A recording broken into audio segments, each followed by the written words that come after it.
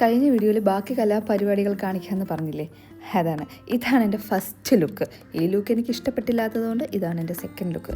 ഈ ലുക്ക് വലുതായിട്ട് എനിക്ക് ഇഷ്ടപ്പെട്ടില്ല, പിന്നെ ഞാൻ ഉള്ളതുകൊണ്ട് അഡ്ജസ്റ്റ് ചെയ്തു.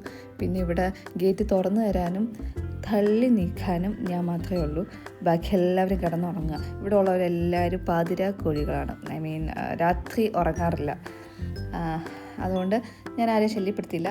ഞാൻ ഇറങ്ങി വന്ന സമയത്ത് ഒരു കാറ് ബ്ലോക്ക് ചെയ്തിട്ടിരുന്നു. പിന്നെ അയാളെ വിളിച്ചു, അയാൾ വന്നു, ആ കാറെടുത്ത് മാറ്റി. അവിടെ കുറച്ച് ടൈം പോയി. പിന്നെ ഈ പോകുന്ന വഴിക്ക് അത്യാവശ്യം നല്ല ബ്ലോക്കായി അവിടെ കുറച്ച് ടൈം അവിടെ പോയി. 11:30-ക്കാണ് ലെറ്ററിൽ കൊടുത്തിരിക്കുന്നത്. ഞാൻ അവിടെ എത്തുമ്പോൾ എങ്ങനെയായാലും 12 മണിയാവും. പിന്നെ കുഴപ്പമില്ല, ഇവർക്ക് മഹർ കൊടുക്കുന്ന ചടങ്ങായതുകൊണ്ട് പ്രത്യേകിച്ച് മുഹൂർത്തമൊന്നുമില്ല. അങ്ങനെ ഞാൻ BM എത്തി. എൻ്റെ ഫ്രണ്ടിനെ കണ്ടു. ഞാൻ അവളെ അടുത്ത് പോയിട്ട് പോലും അവളെന്നെ കണ്ടില്ല. പിന്നെ ഞാൻ വന്നതിന് ശേഷം തന്നെയാണ് കല്യാണം ഇതൊക്കെ കഴിഞ്ഞത്.